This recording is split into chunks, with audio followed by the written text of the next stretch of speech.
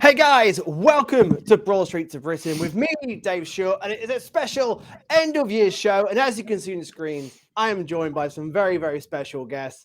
We're gonna recap probably very quickly the off season. Not a lot happening. That's all good. But there is a lot happening behind the scenes here at the UK HQ.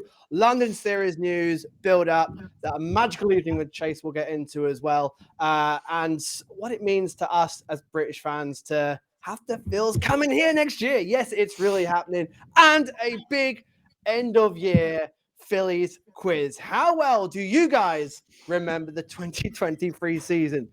I think we're all a little bit. If you're watching along at home, get a pen and paper, join in with the quiz as well. It's a stupid amount of hours of my life the last 2 days have gone into this quiz. So play along, folks. Play along. Just amuse me, please. But first of all, let's get to our guests. First of all, you all know him as at 2008 Phils. It's John Foley, who is now the beat writer. Can't believe I'm saying this at the PHLY Sports. John, what an off season it's been for you already. How are you, my man? I'm great, man. Life's going great right now. I can't lie. It's terrific. Really excited to join PHLY, and now here I am talking to you, the close personal friend of Chase Utley. So this is Fantastic. we'll get into that. That was one of the most surrealist days of my life. Not even exaggerating. It was unbelievable. But John, for you've just been in Nashville.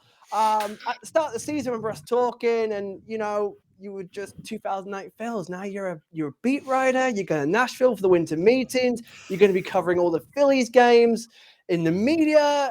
Man, just in a personal level, how's it been for you, buddy? it's been wild. Sometimes I'm looking around and I still can't believe it. Just all this started from a goofy Twitter account in like 2015. So yeah, I mean it's been something.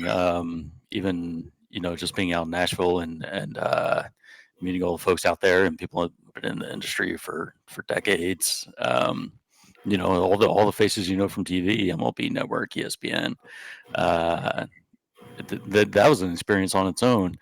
So once the season gets rolling, man, I can't even imagine. But yeah, I'm excited for you, buddy, and I can't wait to go to Citizens Bank Park and see it. And you're coming to London, right, for the London series? You got to cover all the games. Oh, absolutely. You can't keep me away, man. That first point's on me, John. That first point's on me. I can't wait to see it. How was it first time going into the PHLY studios? Like, it's got a big following, big audience. It's they're doing. I mean, it's brilliant presenters as well. It's an incredible team. I mean, if you look at the Phillies coverage, Jamie and Renee and Tyler are incredible.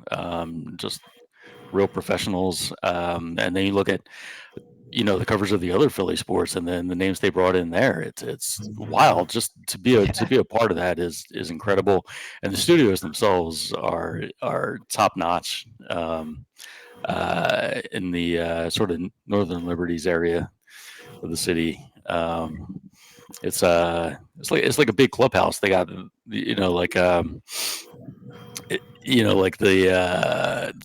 paddleball tables and everything you think about, just like a fun, cool place to work. It's like more like a hangout than a professional sort of typical professional studios. Right. It's a good mix of both. You've got people doing very professional work there, and then also people just hanging out, watching games. It sounds like heaven. It sounds great. It really is. It's the best. And a cool area. That's where I stayed in October when I went for the postseason. Was in the Northern Liberties for the first time, and around there, Fishtown. Such a cool area. I really, really enjoyed it. It's a good vibe. It's a really, really good vibe. John, for now, buddy, we'll get back to you shortly. But thank you very much, man. And then Spencer. First time on the show, first guest appearance on the show, Spencer. Digital video producer and editor officially at NBC Sports. Philly, your job's just as interesting, buddy. Like, it's great to have you on the show. Just for the people that don't know, I know, obviously, but what does your job entail? What does your job involve? Well, dude, to start, I feel honored to be a part of this show and to get to Oh, meet you last year and all that stuff and be now a part of this. And I feel honored for getting the invite on here. It's awesome working with you with Patrick and John as well. It's awesome. So thank you for having me to no worries, start, man. buddy. It's good, man. Yeah. So I'm just a digital video producer at NBC. So all social content, everything that you see on the website and stuff. Um, all the highlights that you see, we make this thing called the Game Story. That's just sponsored content. Just kind of going back and recapping the game that happened the night before and all that stuff. So it's good, yeah, man. It's making tall screen content now and TikToks and Instagram and the evolution of those two things coming out now. So it's been busy and obviously this past season, long days, long nights with a lot of fun, Oh, memorable you're telling moments. But us. it was crazy, man. Yeah, some of those nights are pretty long, but worth it. But so worth it, man. I feel Oh, honored man. and blessed to have that job. So it's been fun.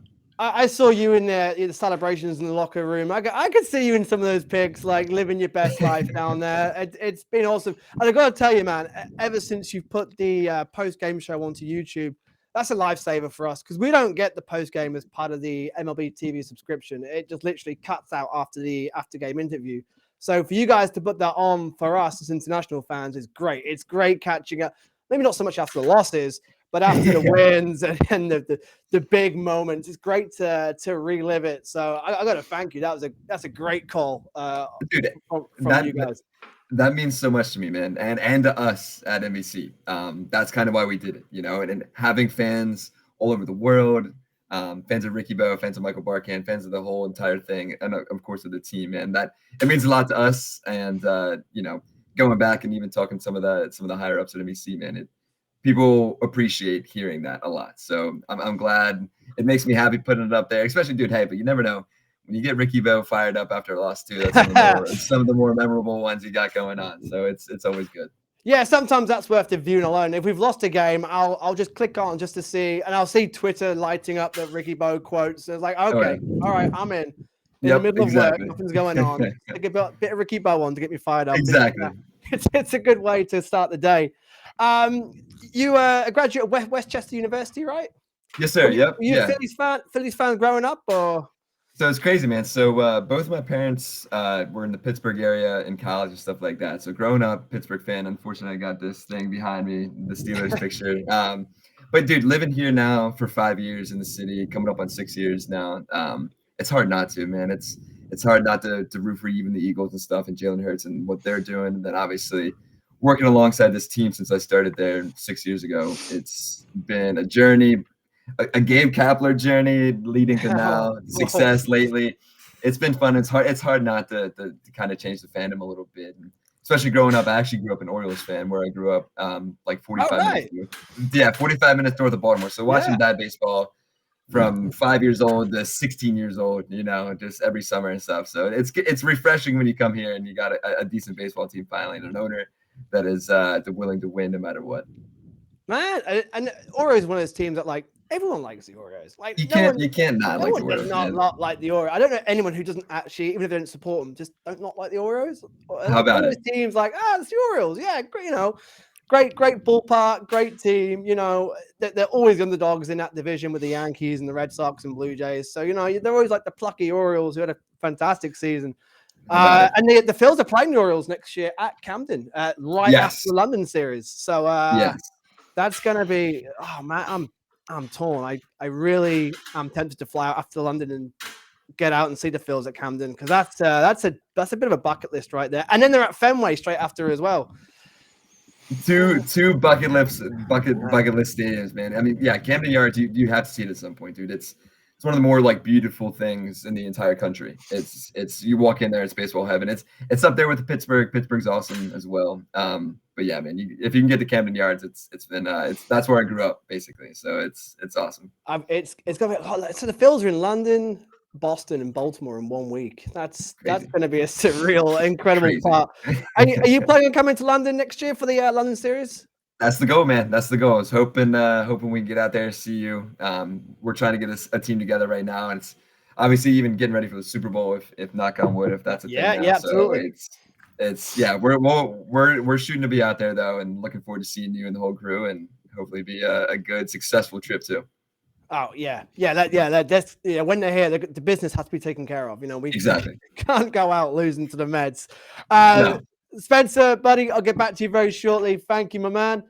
And lastly, Patrick, a UK-based London fan, first time on the show as well. Patrick, how are you, buddy? Yeah, I'm good. I'm a little bit tired, but I skipped dinner to be here, so I'm 100% commitment. What more can you say? It is. We are 5 hours ahead of the most of the people watching. So yeah, this has been recorded at 9 o'clock. So yeah, Patrick, I've got a time for that.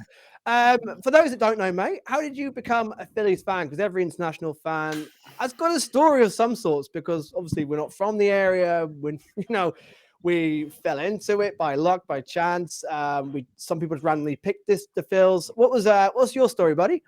Well, so my granddad lives in Philadelphia, and I've got family out there. I haven't been there myself, but I thought, I kind of followed baseball on and off for a little bit casually, but this season really sparked my love for it again, especially watching Great Britain in the World Baseball Classic. Absolutely.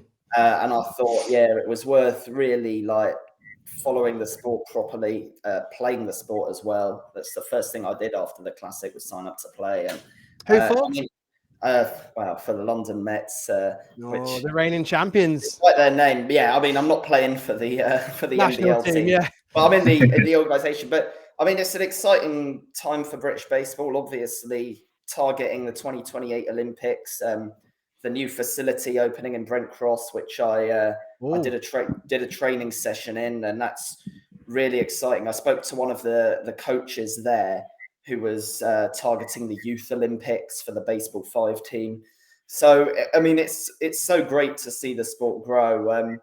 Obviously, trying to fill out the London Stadium for the London series, which is a really great stadium. There's been a lot of famous sporting moments. I mean, I don't know how old you were, but that's one of my most fond sporting memories was attending the opening ceremony of the Paralympics there. I'm happy to be along with the ride. It was a bumpy ride last season. There's sometimes where you felt like throwing your toys out the pram, but I'm glad I followed this team, even with some of the West Coast games at 3 a.m. That makes it all part of the fun, though, doesn't it? It's just nothing else you could do that for. It's all part of the experience, and I love that. I love that the field's getting hot. I've wrapped you in, which is great. Yeah. Family out there. Is it the 108 in Brent Cross? Is that the name of the new facility? Yeah, the 108. So when I went there, it hadn't officially opened. It was a soft launch, but I think it was a BSUK session. And yeah, really high quality stuff. The facility's really nice. They got everything you'd want for, pitching machine and everything like that. And indoor area, so you can do it through the winter. And they've got a bar reviewing area. So if you're in London into baseball, I'd encourage everyone to do a session there just to see the new facility. I mean, it's really impressive that in this country we can have a facility like that for baseball, and hopefully it just keeps going up and up now. Absolutely, and you know what? That's a brilliant link into the London series, and that very venue, the 108. We are looking to have a friendly game with our fellow Mets fans before the London series at the 108. It looks an incredible venue, and you're right, just to even have this venue dedicated to baseball and softball in the UK is already a big step in development from where we were just 3-4 years ago. Like you said, Team GB, the incredible World Baseball Classic they had, which was amazing. Again, we're up at silly hours of the morning watching Team GB getting to the knockouts.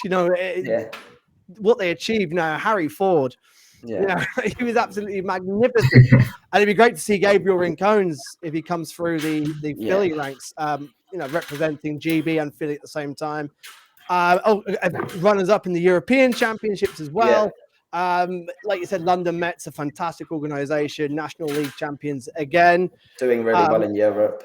Yes. And also on the women's side, the softball team. I know for Tokyo 2020, they were one game away from qualifying. It's not in the program at the next Olympics, but hopefully that they can do really well as well. And it just is exciting to see this sport that's sort of for the anoraks and the misfits in this country grow and get more people behind it. And that's really good to see. It's really absolutely, and it is getting more mainstream. BBC are showing games live, which is a really good step forward. It's in the media more. It's on the BBC more. It's on TNT Sports. It's going in the right direction. I think the London series next year will be a big step. I thought the Cubs and Cards was fantastic. I just felt it was like, obviously we had 2 years since the last London series. It was like a welcome back. But next year is going to be right. This is what it's all about. Bang. Phils v Mets. What a rivalry. Thousands coming over from both cities. It's going to be packed. They nearly sold out the Cubs and Cards, just under 60,000. I think they're going to smash that next year. I cannot wait because you're going to get a real vibe of what baseball is all about. And I know, and obviously we at UK Phillies have partnered up with PHLY Sports trips over there in Philly. Fantastic. Vince is absolutely fantastic. We do have our own section, guys. If you're watching, you're coming over, you haven't got a ticket yet, come join us on the Saturday and Sunday. DM me for the link details. Tickets are selling really well. We're going to have that full. We're going to have at least 500 spread all across in the same blocks for both the days. I cannot wait. There's going to be massive events at Passyunk Avenue. I'm meeting JP Tetty, the founder, the man behind Passyunk, early next year because he's been having meetings with the Phillies. He's already in discussions for what's going to happen next year. I've heard some of the plans, some of the ideas. It's incredible. All I can say, guys, is it's gonna blow your minds what they've got planned. All to be revealed. There's a lot of exciting stuff to come. I'm excited. We've been working hard behind the scenes here as well. I've been meeting with Passyunk, with PHLY Sports trips, talking with the Phils. It's not just going to be about the 2 games against the Mets. It's going to be a festival of baseball for that whole weekend and building up to it.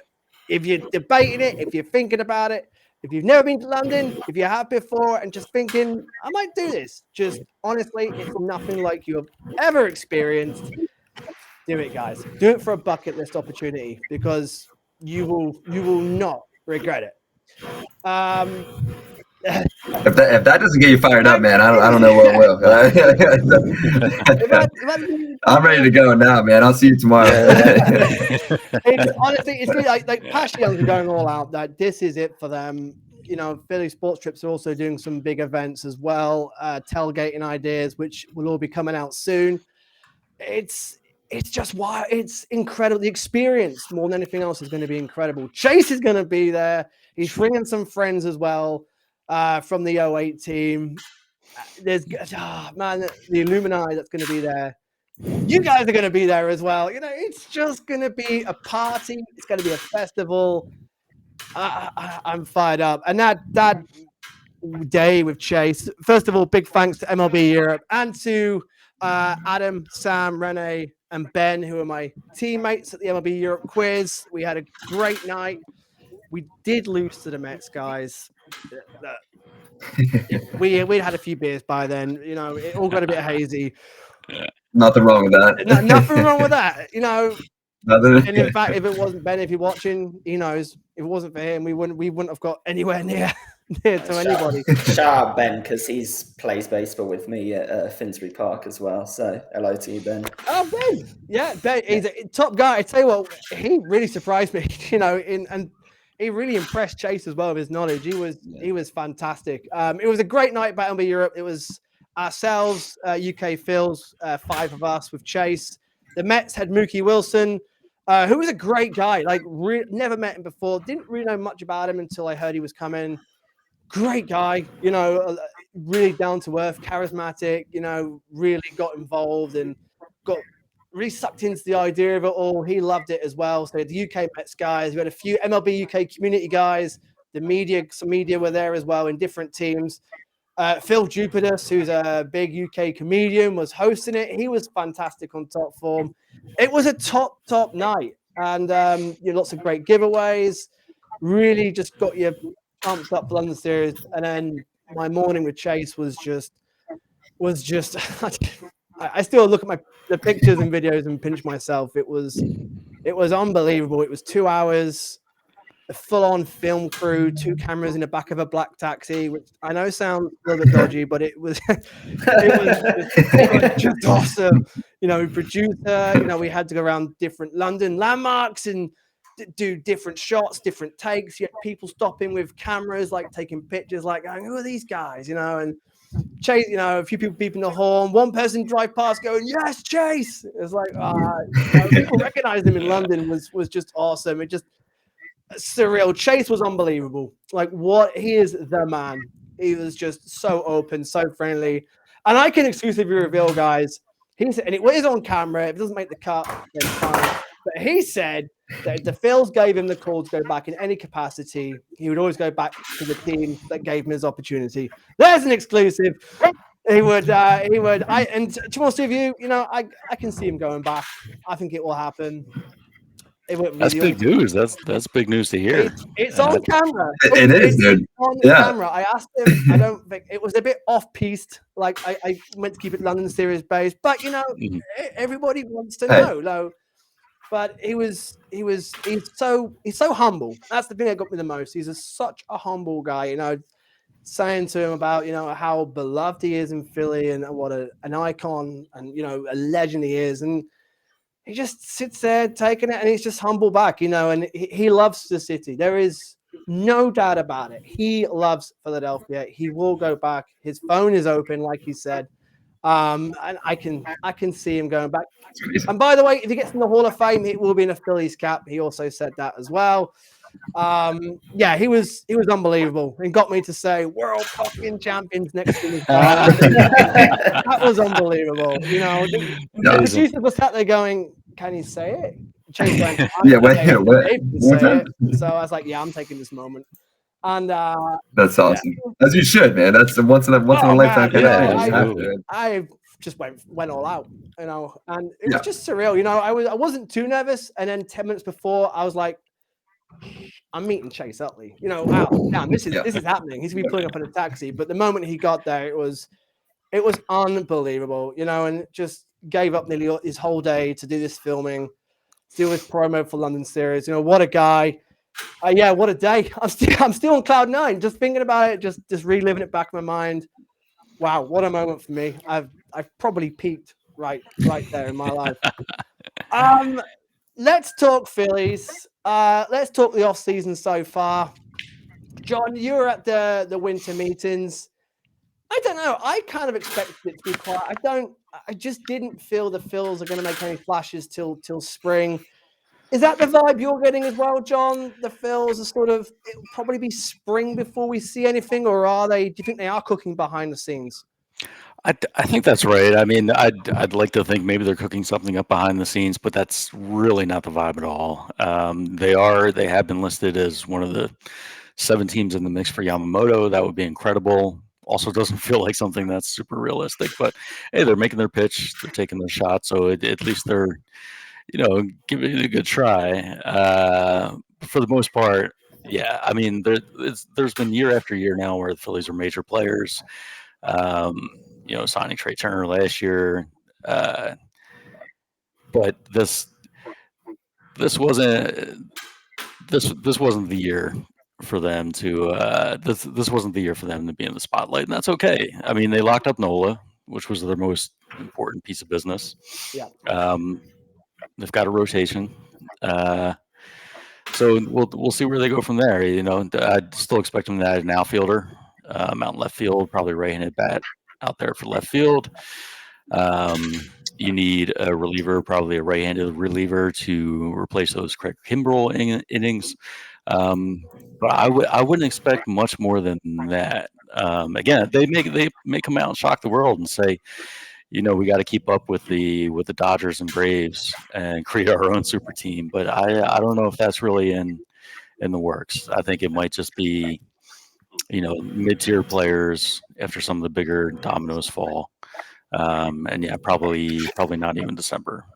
Yeah, and we have, we have it there. If Casty beats the Casty we know he can be, if Trey is the Trey we know he can be, then we we have enough, certainly with the bats. Yeah, depth, we could need to strengthen a little bit, but I'm still, when I look at the team on paper, like, yeah, game 6 and 7 was just flat disaster, but you know what?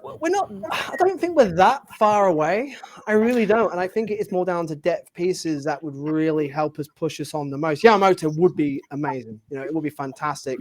Even if you didn't get Josh Hader, I wouldn't be, I don't know. I trust Dave Dombrowski. I trust Sam Fold, Mattingly. I trust the new people they have in this team.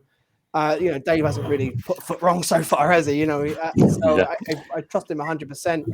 Do you see the Phil's going for Hader? Do you think that's in the works, or again, do you think it's just put some feelers out there, nothing too serious? I think it's just really against the organization's philosophy. They don't really put a lot of value or as much value as other teams on a set 9th inning guy that's just going to come in as your closer no matter what. They really like to mix and match based on the matchups. They have Alvarado. I would think somebody. I don't think they're going to get the marquee closer on the market just because the other teams value it more. Again, though, if you feel like you got to do something to catch up with the Dodgers, there's not a lot of big stars out there. So I would never say never, but it doesn't really seem to fit with what they're trying to do. No, I know people on social media are like, come on, make a move, Dave, do something. But I don't know. It's quite nice to have a calming off season. The last few have been quite frantic. Yeah. It's nice just to get back and relax a little bit, Yeah. and then get back into it. It's tough because what do you do about a team that gets to the playoffs, that can knock off the Atlanta Braves super team, right, and then somehow blows it to the Diamondbacks? Like, that's a confusing situation to be in. Like you look at the team and they say they're talented enough to beat the Braves. That means they were probably talented enough to beat anybody last year. But then they didn't. They weren't. They were still in a place that they could lose to Arizona. So it's a tough spot. It's hard to assess them. Because, like you said, on our day in a straight knockout game, I still look at this roster and think, if it's like a playoff game, a 2-game playoff game, whatever, that we have enough. We do. We have absolute superstars in this team. Nola since September actually got better. I know game 6 didn't go to plan against the D-backs, but overall, Nola improved quite significantly. Actually, he got the sidestep sorted. He got the runners on base sorted. If he continues that going to next season, I'm quite happy with Nola leading off. I think Nola gives you innings. It's rare you get pitchers going 7 innings nowadays. He and Walker ate innings up for our bullpen, and actually that was a big part of that. He kept our bullpen relatively fresher than what it could have been because we had some disaster outings elsewhere. I'm happy to see Nola. I'm happy to see Nola back. I know he gets a lot of hate on social media, but he does more than what I think. He does more than what people, I think, realize. Is that fair? I think that's absolutely fair. I think he's, he is who he is. People want more out of him, but what he's given you is really good. And last season it did seem like he figured out some sort of mechanical adjustment near the end of the year. So you hope that carries over into 2024. He fills up those innings. Those are innings that aren't taxing your bullpen. And he really has it in him to be, one of the best of the best. So we'll see how he does next year. Yeah, he was up there in strikeouts again, innings pitched. It was just the solo home run, the long ball, the home run balls. I don't know. Yeah. And you have to wonder, how much of that is luck and how much is right. Because a pitcher can make a mistake and not have it end up in the right field bleachers. It felt like nobody missed any of his mistakes. Just every single. The one pitch that he just left hanging, every mistake was crushed. Yeah, you're right. Set him out bad luck in that as well, because Wheeler actually left some hangers as well and got away with it. They were fouled off. They were, grounded. He got away with some last year. Nola just had no leeway. You know, No. But I feel like that doesn't help though when you have, he's leading he's third in innings pitched over the last 5 years. Some of these guys, especially when you're playing all these division games, right. some of these guys are now used to him. They've seen him for the last 5 seasons and his nasty stuff. And going through there, I think that has something to do with it a little bit. But yeah, I mean, I still think he's going to bounce back. I do. I think it was an anomaly. I'm with you. Like, I'll back anyone who puts the pinstripes on. I'll back Nola. He's been there so long. It's not worth getting out. Like John said, he is who he is. He's the pitcher. We know who he is. He's gonna give up that long ball, but I still think he's a big benefit to the Phils, and I think he's gonna have a good bounce back year next year. I'm feeling quietly. No, not even quietly. No, I'm feeling good about Nola next year. I'm going to put it out there. Spencer, being behind the scenes, that game 6 and 7, what was it like being in there, in amongst it all? You were one of the rare ones who could get right in there. You saw all the reactions. What was that like? And it sounds stupid. Obviously, they were down. They were feeling pretty glum. But what was it really like? Was there a lot said? Was it just a lot of long faces? How was it behind the scenes? I think it was more shell shock than anything. That like just looking around the locker room and hearing some of the sound and stuff. I think it was pure shock. Just of, we're up 2-0 in the series. We look like we're already planning the parade going into Arizona. You lose the 2 in Arizona. You win a decisive game 5. Come back home. You have 2 games at home. We're going to crush. We're going to win. And I think for the second straight season, the bats just go cold at the wrong time. And I think it was complete shell shock, and even in the stadium, it had that moment in the stadium in game 7, especially where everything, the buildup was there. Yeah, yeah. Schwarber had 2 on, Bryce had 2 on, Trey had 2 on. Trey had that pop out to center field, where everyone thought it was gone off the bat, and it was going to be give us the lead, I think. But it was just like, okay, they're going to do it, right? This is going to happen. And then all of a sudden, time just kept slipping away, and then fans started leaving, after I think the bottom of the 8th, going into the 9th, a lot of fans left. That had to hurt them a little bit, right? Just seeing fans leaving, not even have a chance in the 9th inning, and then you get what you get in the 9th. But yeah, man, it was tough. And even just coming back, I think personally shocked too, right? Like just walking back and that just ended very quickly. Like I said, not gonna lie, we were planning the parade. We're like, oh, this is where we're gonna be set up. Broad Street's gonna be crazy. It's gonna be great, and turned into the complete opposite. So it was tough to see, especially coming from the celebrations, from the wild card, from the DS, right? Yeah, and even from last year, it was just like, okay, yeah, this is fine. And then to see those guys so excited, so ecstatic, to long faces just also shocked and confused of just what just and happened. Again, like the click of a fingers, like the World Series last year, we went crazy against the Astros, and then we were no hit.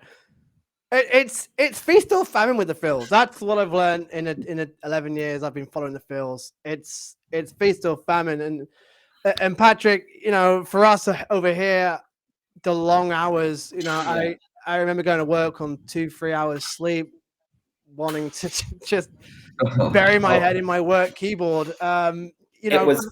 It was even longer hours for me because I was in Spain, so it was. Oh, you're an extra hour ahead. There's an extra hour, and it kind of was because the feeling wasn't like you wanted to go and like punch something. It was just like what? Yeah. What? Just sad. It was shock. Like Spencer just said, it was just pure shock. Because we all knew what the script was. It was so positive. We kind of, the Marlins and especially the Braves series just won it. Even in that Diamondbacks series, game 5, I remember watching it at Pasiak, and it's like, we've done it. 2 games at home. Let's get ready for the World Series. And then I'm sort of, I'm drifting in and out of sleep, and then then suddenly I'll see the score. I'm like, hang on a minute, what's going on here? And then they just couldn't do it. And it was, as I said, it was more like this deflating thing, because it's not like, we've lost this one and now let's rebuild ourselves. It's like, no, there's no baseball now for another few months. That's the whole journey over, and we just have to start again. I mean, it was a fun journey, and I wouldn't trade it to the world. But unfortunately, we just didn't get to the destination we wanted to. It was fun. Being there for the Atlanta series, beating Strider again. That was a real high point. But you're right. It wasn't anger. It was just, we're out. What do we do now? I logged out of social media for about 3 weeks after and just pretended baseball didn't exist. And it sounds like Topper did the same. I don't think I didn't want to do the World Series. I don't know about you guys. I couldn't face it. And like yourselves, like I was thinking the World Series, like I need to get to Passyunk. Can I get to the States? Can I get to the parade? And it's so stupid because it's following the Phils for the relatively short period of time I have, the last 11 years, but still I've always learned never to get ahead of yourself with the Phils, just one game at a time, and I did it. I got ahead. I thought about the World Series. I thought about a possible parade, working my shifts around, getting to London, getting to the States. Like, this is happening. And then when I was there against the Braves, the feel was, especially when you saw the players partying at Xfinity Live, like, there's no one beating that lot. That lot up there, they're going all the way. There's no... And then we took the lead against the D-backs, and it's like, this is it. And then just unravel. Yeah, go on. There can't help be the question, and I'll be interested to hear Spencer's perspective from this, if whether that type of thinking got into the players' heads as well. I don't know because I wasn't there, but if all the fans are having this, because the Phillies team, it is one of pure joy. I know a lot of people talk about vibes being excellent, and whether that may have slipped into complacency, because if we are fans are all like, after game 5, we're going to do it, we're going to be there, let's get ready for the parade. It's not unreasonable to suggest that there would be people in the clubhouse thinking the same thing. So I'd be interested to hear Spencer's perspective as someone that was there. Yeah, man. I that's the thing. I can't speak for those guys. Don't know what they're thinking, but you could definitely. I mean, everything felt so good. Even just walking around the city, everyone was like, the vibes were high. Everything felt great. Going back, you couldn't do no wrong, And I don't know necessarily if that got into their heads. I think it might have. I mean, I think the confidence was at an all-time high. But talking to some of the guys at work and kind of just like looking back and stuff, I think, and again, not speaking for any of the players, this is just pure speculation, but it almost was like they were swinging to have that viral moment. Right, like the Bryson style without the commentary, his grand slam against the Marlins, then Bryce's game or the 3-run home run in game 3 off of Elder in the 4th to put us up 4-1. Everyone wanted that moment, I think, and you could kind of see it. And then going up there, Bohm swinging out of his shoes, Cassie swinging out of his shoes, even Bryson, who's been our most consistent hitter, arguably on the season, he's swinging out of his shoes. I think it was that like, all right. We want that viral moment because they saw that on social media. I know these guys are on it all the time, and so I think just like having and wanting that moment, it played not into their hands, and it ended up being tough. It ended up kind of costing them a National League pennant. That's definitely how it felt watching. That sinking feeling of Cassie, even if it's a P roller across the floor, Cassie's going to swing at this. It just seemed to be, it must be a mental thing. Like in their heads, they're in that zone then, aren't they? It's hard to get out of. Like people saying, oh, why don't we just take a step back and take some counts? But when you're in that environment, in any sport, when you're that locked in, and that's your focus of mind, you want to swing for the hills. That's sort of it. They're locked into that mindset, especially with the pressure they're under. And in retrospect, I mean, this is who the Phillies have been for years, right? When you feel like it's all clicking, it's all in place, when optimism is an all-time high, that's when they let you down. And when you despair and you look at how many games they are back, or when they really look like they're dead in the water, that's when they step up. It's right. It's an amazing team to follow. If there's one thing, it's an ever never-ending roller coaster, but it's an amazing team to follow. Like other fan bases surely don't go through this. I don't think they do. It's and I wouldn't change it for anything. As frustrating as it is, as agonizing as it is, the highs when they, and I think that's what makes the highs even better because of the absolute agony we go through, like to get to these points. And I think that's what makes it special as well, you know, especially again beating the Braves. And that was, you know, many people's World Series. You know, whoever's going to win that's going to win the World Series. Didn't turn out to be that way, but that was a matchup, you know, and we came through that. You know, we got the wins at Atlanta we needed. We got the wins at home. We beat Strider. Harper beat Elder. We locked it down.